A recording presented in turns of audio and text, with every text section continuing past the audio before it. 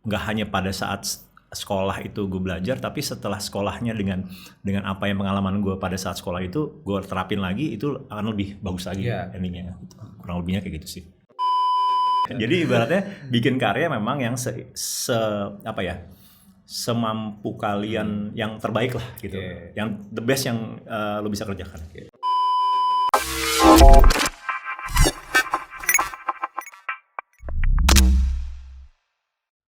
Teman-teman LPDK, jumpa lagi dalam obrolan bersama alumni. Kali ini kita kedatangan alumni yang berprofesi sebagai produser musik ya, atau musik produser. Suka apa lagi selain produser? Scoring film juga atau? Ya, makanya akhirnya gue menyebut diri gue adalah pekerja seni aja. Pekerja seni. Dengan Mas Levi ya di sini ya. Mas Levi ini alumni LPDK dan sudah malang melintang ya di mana-mana sebagai tadi pekerja seni ya. Pekerja seni. Gitu. Sebelum gabung LPDK memang sudah terlibat dalam dunia sound system dan audio dan macam-macamnya. Oke, jadi gue tuh aslinya memang anak band lah ya. Oh, anak band ya. Tongkrongannya kelihatan sih emang. Ya. Intinya anak band. Terus dari dulu itu entah kenapa gue lebih bisa dibilang curious sama gimana caranya recording, gimana caranya bikin sound yang seperti yang gue denger di CD-CD barat. Terus sering ngutak-ngatik stereo system di rumah gitu ya, walaupun cuman kompo tapi mainin EQ itu seneng banget gitu. Tapi selesai ya, maksudnya nggak rusak kan sound itu? Nggak rusak. Bongkar tinggal. Terus akhirnya dari situ gue ngeband lebih serius, at the end akhirnya bikin album. Nah akhirnya pas udah bikin album, terus kayaknya kok masih pengen ada development dari sisi soundnya ya.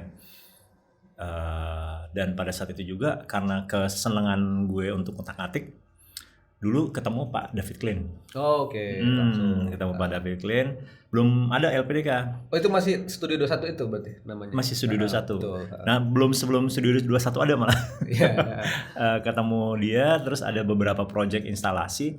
Ngobrol-ngobrol. Wah, dalam hati, ini Pak David Klein ini kok tahu banget tentang audio ya gitu. Oh, ternyata dia lulusan dari luar dan segala macam. Nah, disitulah gue punya keinginan untuk gue kayaknya pengen belajar sama dia lah. Karena dulu di Indonesia tuh belum ada ya, bisa dibilang nggak ada. Spesifik soal audio itu nggak ada. Nggak ada. Kalau musik mungkin udah ada beberapa, tapi untuk audio nggak ada. Lo harus pergi ke negara tetangga at least. Akhirnya pada saat bikin Studio 21 dulu, sekolah pertamanya, nah gue murid angkatan pertama. terus gimana tuh? Murid angkatan pertama. Dari situlah akhirnya gue mempelajari dari benar-benar dari basic sampai selesai. Oke. Dan akhirnya memang ini berubah haluan atau karena apa itu? Jadi pas ngelihat kan udah belajar semua, udah tahu soal sound banyak gitu kan. Nah, jadi akhirnya nggak ngeband lagi kan sekarang jadi. Masih sih. Masih tetap masih. Tapi concern utamanya sekarang lebih banyak ke ini ya, produksi sound berarti ya. Lebih banyak produksi musik. Jadi dari situ, dari pengalaman gue sekolah di LPDK itu sebenarnya kalau teman-teman yang nonton ini beranggapan bahwa lo sekolah di LPDK cuma akhirnya at the end cuman bisa jadi operator aja atau jadi sound engineer aja gitu. Oh, salah berarti. Karena kenapa?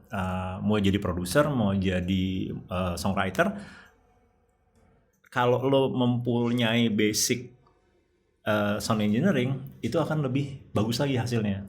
Karena kenapa? Karena kita tahu gimana caranya ngebagi frekuensi, gimana caranya menghasilkan sound yang kita tuju, kan seperti itu gitu. Jadi dan juga pun dari yang gue dapat dari LPDK itu bisa dikembangin ke macam-macam. Contohnya buat audio for film.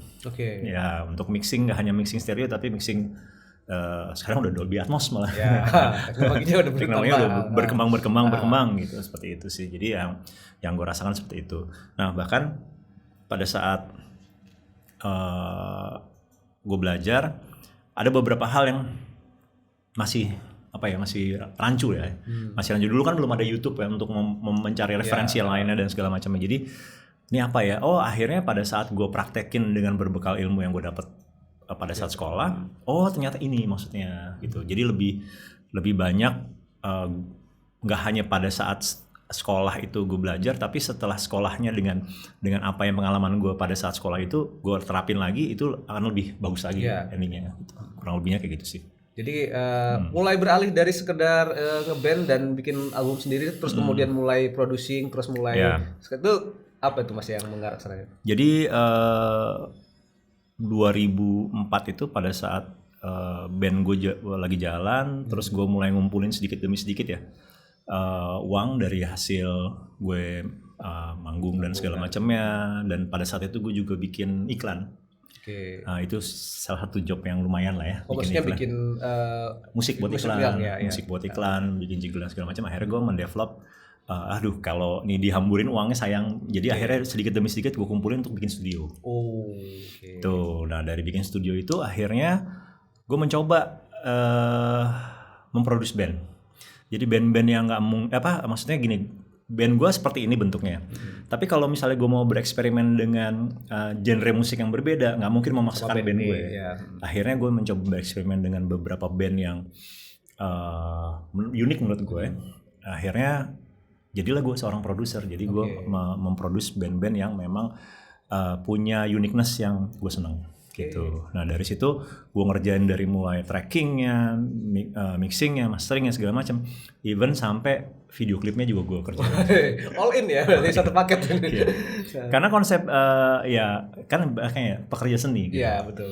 Jadi pada saat gue menikmati video klip musik dari luar, terus gue gue dengerin lagunya, tapi gue ngeliat juga, waduh ini keren juga ya secara visualnya gitu. Jadi akhirnya gue mempelajari dengan visual seperti itu jadi ini gitu ya. Akhirnya juga gue mempelajari karena gue suka fotografi juga. Akhirnya gue juga lari nyemplung ke visual.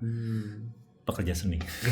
Tapi memang sisi baiknya berarti kan apa ya, pengetahuan dan skill yang didapati di Studio 1 waktu itu jadi ini ya, jadi sesuatu yang membuat kita bisa di embed ke yang lain gitu ya. Jadi bisa ini kan jadi melaras seperti itu. Ini versi gue ya. Dunia audio sama dunia visual, fotografi dan videografi itu sebenarnya sama. Kenapa bisa gue bilang sama? Kalau di audio itu ada namanya equalizer, low, mid, high misalnya ya. Kalau di visual ada curve, ya. Ada shadow, ada mid, ada high tones. Itu konsepnya exactly sama. Di fotografi atau di videografi ada namanya sensor. Di audio converter sama.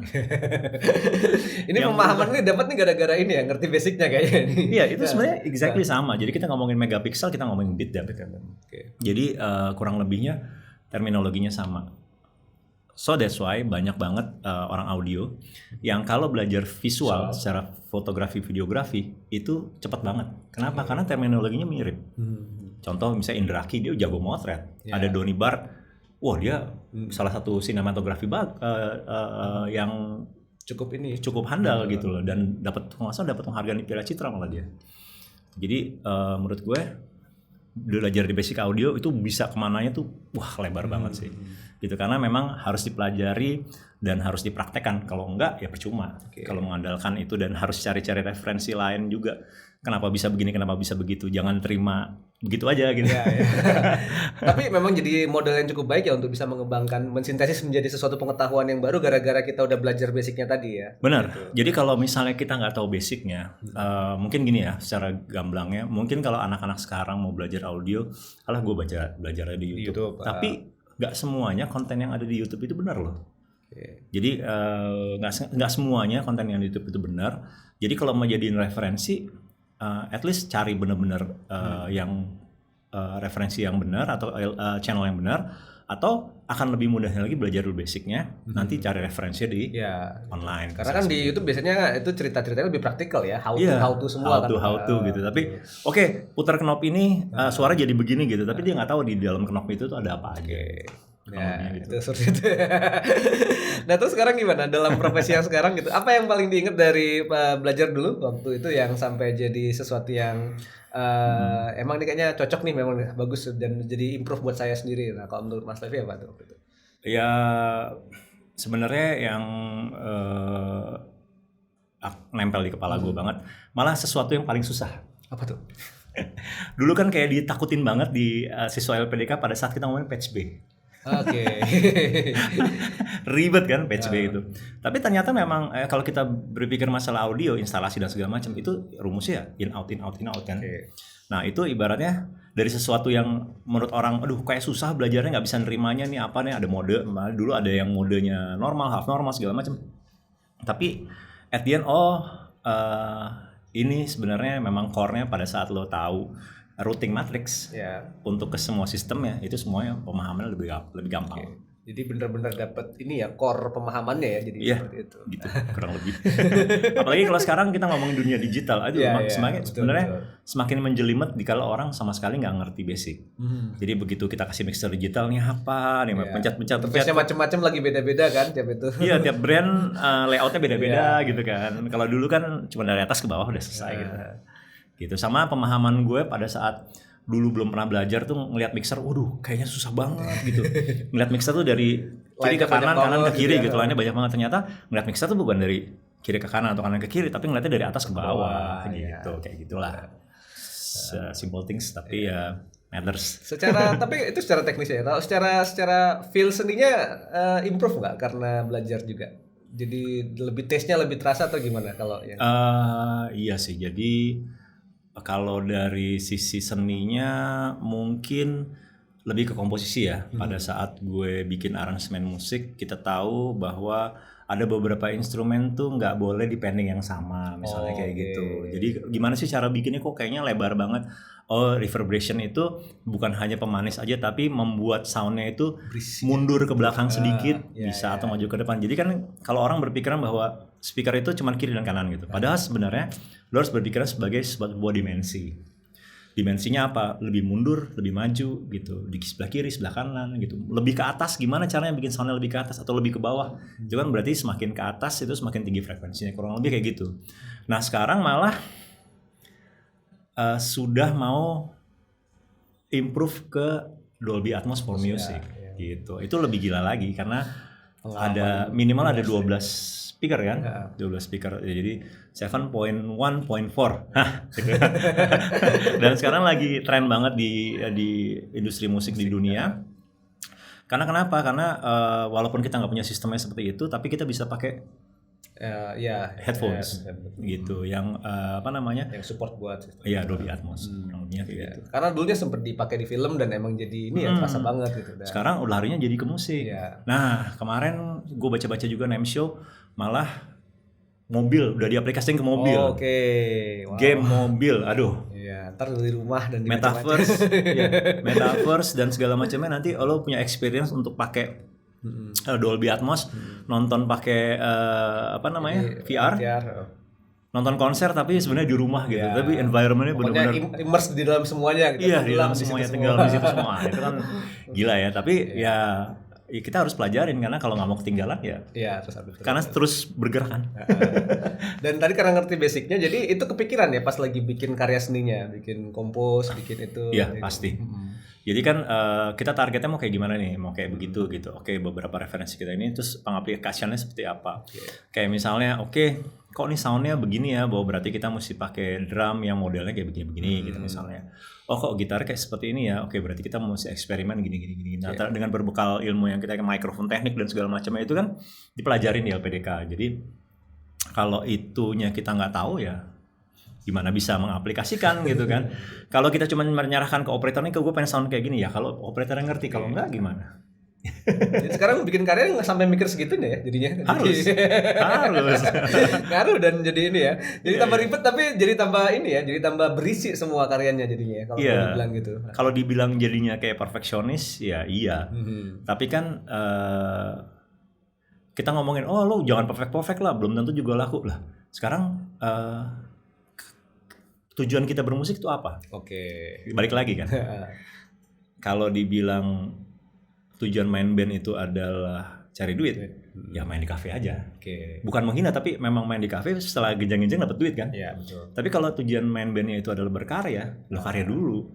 Kalau karyanya diapresiasi sama orang, baru duitnya nyampe ke kita. Benar kan? Betul. Jadi ibaratnya bikin karya memang yang semampu kalian yang terbaik lah gitu. Yang the best yang lo bisa kerjakan. Jadi pelajaran basic audio tadi memang akhirnya membuat ini ya, ada perubahan dalam berkarya ya, jadi lebih luas, lebih dalam, lebih kompleks pemikiran semua, dan ya harusnya lebih bagus ya pasti harus lebih bagus. Harus lebih bagus dan sebenarnya agak merepotkan diri sendiri sih. Contohnya kayak gue manggung di beberapa kota di Sumatera gitu ya. Akhirnya gue ikutan ngerouting. Oke.